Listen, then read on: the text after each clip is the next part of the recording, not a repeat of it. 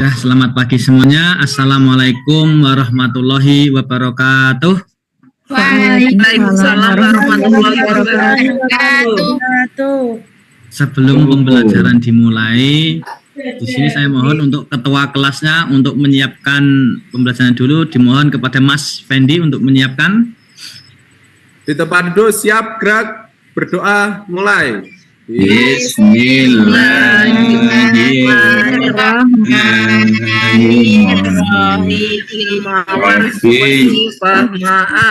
ya rabbal alamin. Selesai. Hormat pada Pak Guru. Hormat, gerak. Selamat pagi Pak Guru. Selamat pagi semuanya. Alhamdulillah pada kesempatan ini kita berjumpa lagi. Sebelum pembelajaran dimulai, saya absen dulu ya. Hari ini yang tidak masuk siapa ya? Masuk semua, Pak. Masuk semua? Alhamdulillah. Dah untuk meneruskan pembelajaran materi kemarin, hari ini adalah tentang doa dan zikir setelah sholat. Coba kalian perhatikan dulu, itu kira-kira gambar apa itu? Orang sholat, orang sholat, Pak. Setelah sholat, yang bawah zikir, Pak. Sholat dan zikir. Mas Fendi, yang atas itu gambar apa ya? Gambar sedang berdoa, Pak. Orang yang berdoa, Pak. Anak-anak berdoa. Nah. Untuk Mas Alim Samsari yang di bawah itu gambar apa? Gambar anak kecil, Pak. Sedang apa itu? Sedang memegang tasbih, berzikir, Pak. Pintar sekali. Nah, itu adalah gambar doa dan zikir. Yang di atas adalah seorang anak yang sedang berdoa, dan untuk yang di bawah adalah sedang berzikir. Kira-kira sebelum pelajaran dimulai ya, pernah nggak di rumah kalian itu berdoa atau berzikir? Selalu, Pak. Selalu, Pak. Setiap sholat, setiap selesai sholat. Alhamdulillah. Terus kalian tahu nggak apa toh itu doa dan zikir itu kira-kira? Mengingat Allah, Pak. Ya, salah satu. Minta pada Allah, itu. Pak. Nah, untuk pengertian doa, doa itu adalah permohonan atau permintaan yang disampaikan kepada Allah Subhanahu wa Ta'ala, baik dalam bentuk permohonan hajat ataupun kebutuhan, perlindungan, ataupun sebagai ucapan rasa syukur. Itu adalah doa. Dan untuk zikir, zikir itu artinya adalah mengingat Allah dengan menyebut namanya secara berulang-ulang. Itu dinamakan zikir. Zikir setelah sholat. Dalam sebuah hadis Rasulullah SAW mencontohkan kita berzikir setelah sholat itu berapa kali? 33 kali, Pak. 33 kali, dan itu diulang-ulang secara terus menerus. Zikir itu sebaiknya dilakukan secara istiqomah dengan mengucapkan subhanallah walhamdulillah wa la ilaha wallahu akbar wala haula wala quwata illa billahil aliyil azim. Ditambah kalimat itu juga lebih baik. Sampai di sini dulu, ada yang mau ditanyakan enggak? Tidak, Pak. Mulai dari pengertian sampai jenis zikirnya enggak ada? Gak ada. Nah, lanjutkan. Manfaat melakukan doa dan zikir setelah sholat. Yang pertama adalah meningkatkan ketakwaan. Itu pasti. Karena apa? Karena kita doa dan berzikir, pasti kita akan menyebut nama Allah Subhanahu wa Ta'ala. Selalu kita ingat, selalu kita ucapkan, itu menjadi dapat meningkatkan ketakwaan. Terus yang selanjutnya adalah menjauhkan diri dari perbuatan dosa.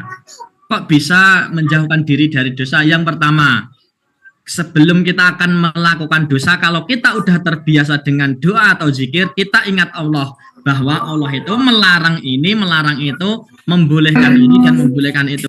Maka dari doa dan zikir dapat menjauhkan diri dari perbuatan dosa. Terus yang ketiga adalah mendapat rahmat dan hidayah.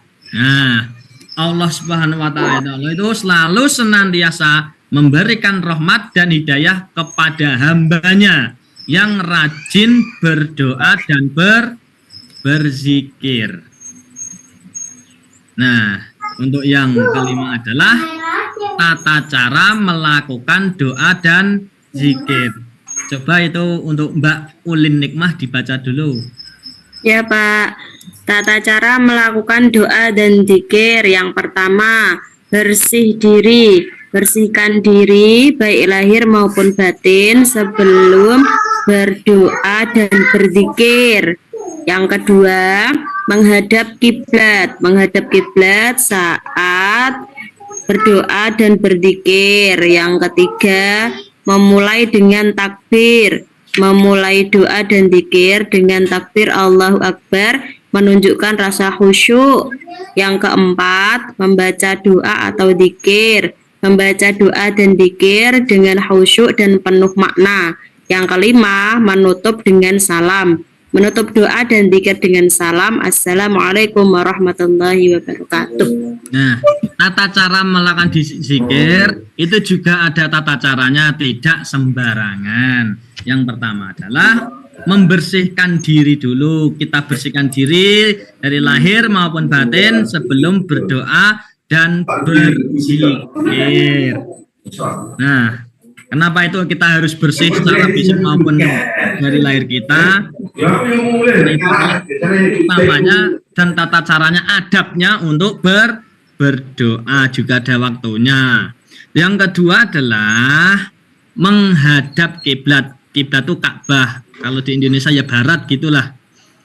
Menghadap kiblat saat berdoa dan berzikir merupakan sunnah yang dianjurkan, dan ini merupakan contoh langsung dari Rasulullah Shallallahu Alaihi Wasallam. Karena ini anjuran, maka kita senantiasa mengikuti sunnah Rasul, yaitu menghadap kiblat. Yang ketiga, memulai dengan takbir. Mulailah doa dan zikir dengan takbir Allahu Akbar untuk menyejukkan rasa khusyuk dan ketundukan. Selain takbir, kita berdoa juga dapat ditambah dengan kalimat sholawat. Jadi sebelum berdoa, maka kita harus membaca sholawat terlebih dahulu. Allahumma sholli ala Muhammad wa ala ali sayyidina Muhammad. Terus yang keempat, membaca doa dan zikir. Nah, kita tentukan dulu bacaan doa dan zikir dengan khusyuk, dengan penuh makna, jadi tidak sembarangan.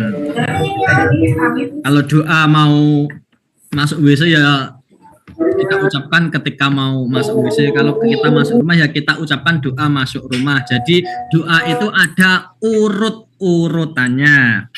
Dan yang kelima, setelah kita berdoa dan berzikir, tutuplah dengan salam, karena salam itu mengandung keselamatan dan kesejahteraan. Assalamualaikum warahmatullahi wabarakatuh. Pertanyaan nggak dari sini? Sebelum saya lanjutkan. Nggak ada? Nggak ada, Pak.